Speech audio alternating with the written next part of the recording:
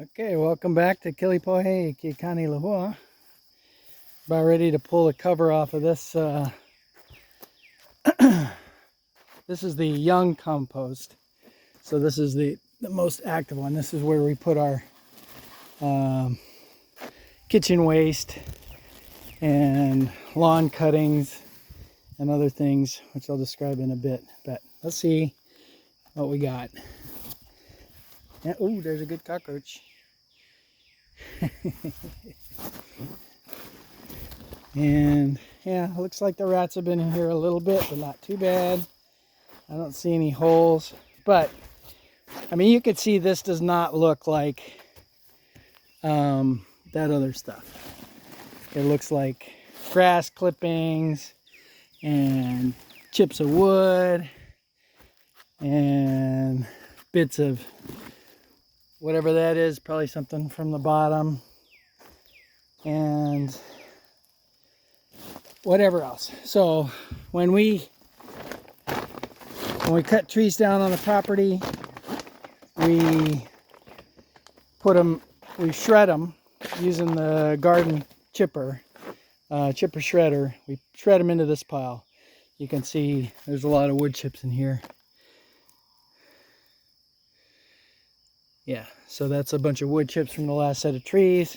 There's tops from jicama, tops from radishes we didn't eat, some cardboard.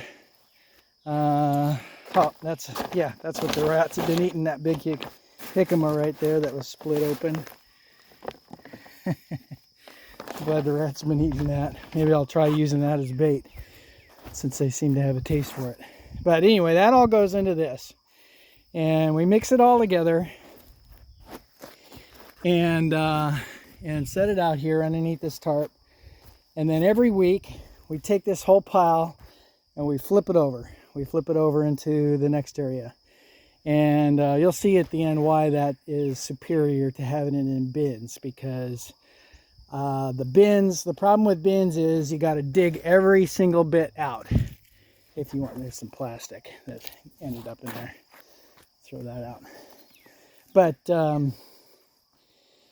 you know, that's a lot of extra work. And what we can do here is, once we get about 3/4 of the way, we just grab this end of the tarp and we pull it over, and it just flips the whole thing over, and we do a lot less work. And because it's on this tarp, trees don't grow in from the bottom, which is a problem we had. You know, the trees around here, these big green ones, these autograph trees, they spread out roots and they come up from the bottom. So the fabric is protecting the bottom from the trees. We get a little protection from the rats, although, you know, you can see they've been tunneling through here looking for stuff to eat. That's fine. You know, I put out a ton of rat traps. I probably catch on average a couple a week. You know, but I don't do it all the time.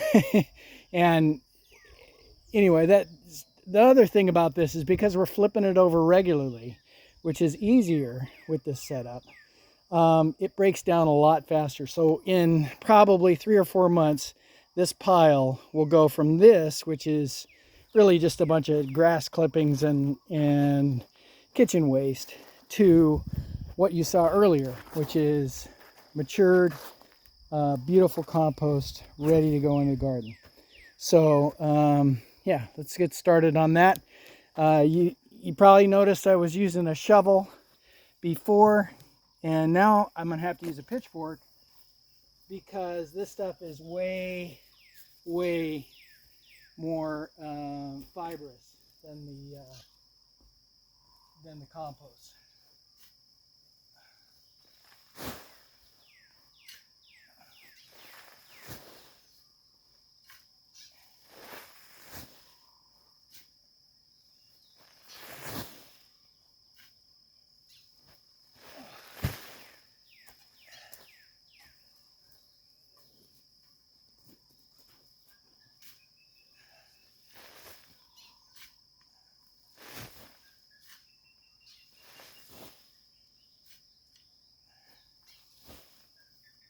I'm going to do is I'll get about, a 6 or 8 inch layer there, and then I'll throw in some of this grass clippings and weeds and cardboard. I'll just throw that in on top of it, and then that'll break down too.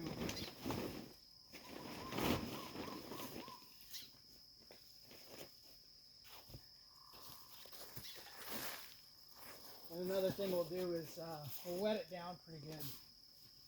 It's been pretty dry.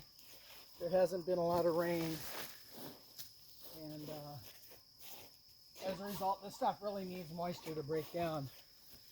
In fact, the other pile, the more mature pile, I thought it was done. The temperature was down below 100 degrees. I thought, okay, it's time to sift it out. But I put a little bit of water on it, and the temperature went back up to 120. And so as a result, I thought, oh, it's not done yet. Okay, so we'll stop there and I'll put some water on it.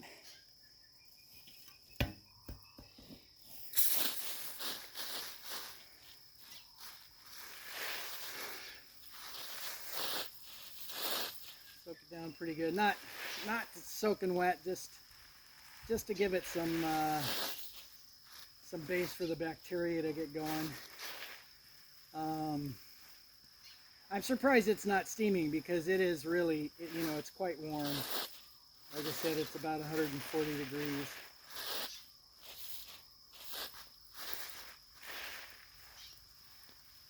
And if I haven't said it before, the reason this works so well is because we're flipping it every week. It just breaks down so much faster. It gets a little bit of air in there, and this will be that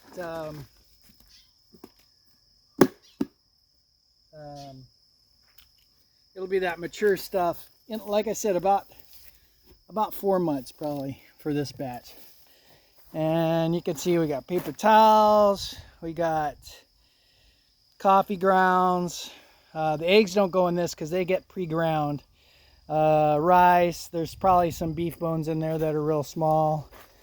Leftover piece of toast, peanut butter shells, some piece of bread. Basically anything that is organic goes into this pile. We don't throw away anything really except for plastics, and that's kind of a bummer because Hawaii, at least this part of Hawaii, doesn't have plastics recycling. Okay, I'm going to keep going on that, and I'll bring you back when I'm ready to flip it over. Okay, so I got it mostly moved here.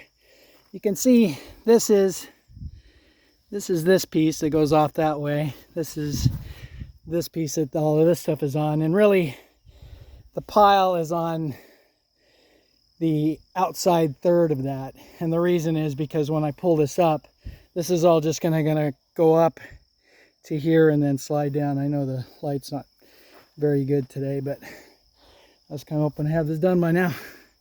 But I will go ahead and pull the thing over, and we'll see how that goes. Okay, I'm just grabbing the corners of the bottom of the original tarp. This is the tarp that was underneath the pile that I was just flipping.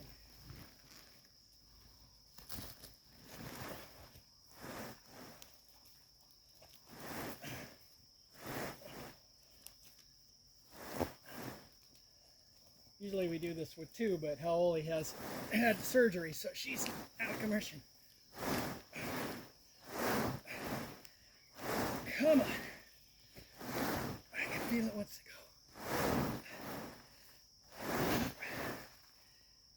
There we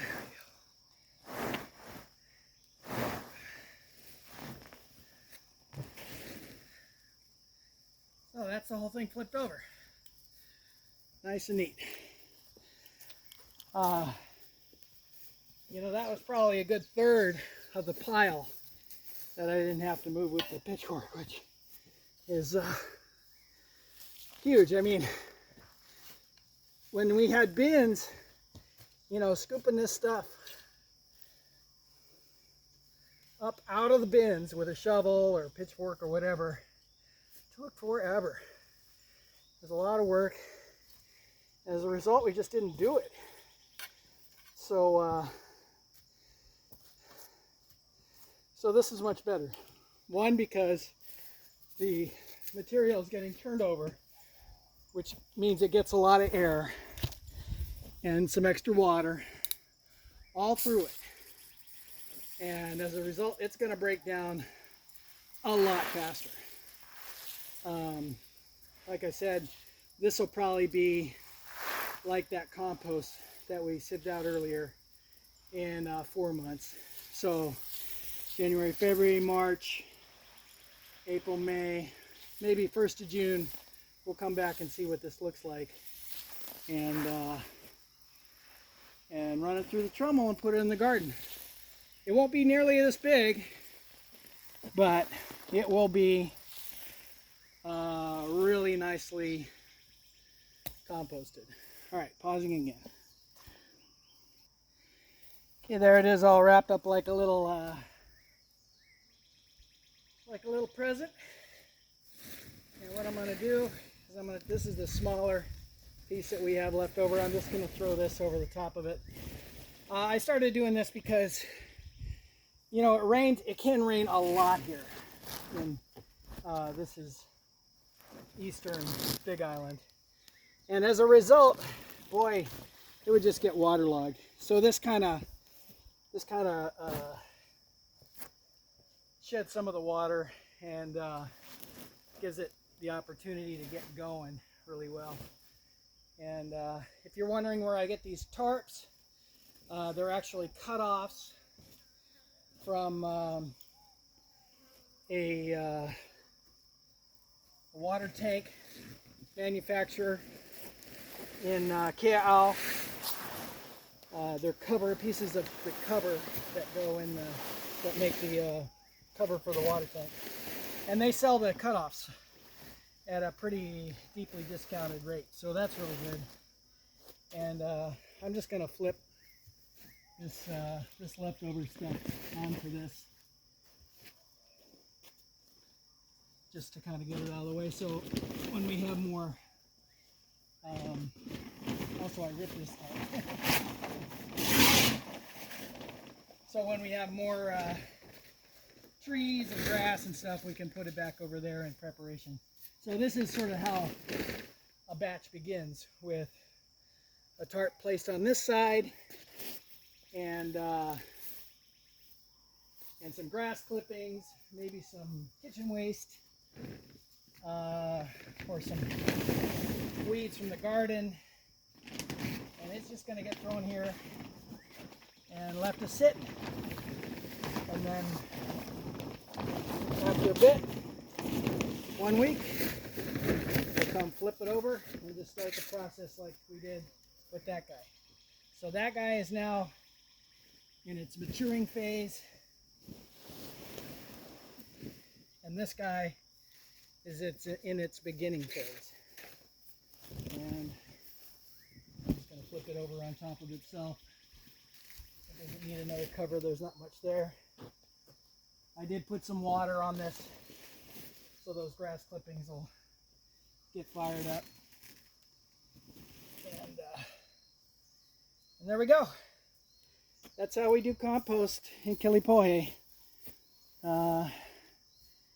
It may seem like a lot of work, but compared to what we had before, which was just impossible with the compost corrals, the pallets, you know, they rotted, they were full of rusty nails, you couldn't get the compost out of them, you couldn't move it around. And I've been working probably 2 hours this morning, which is a lot because I had to sieve out the compost.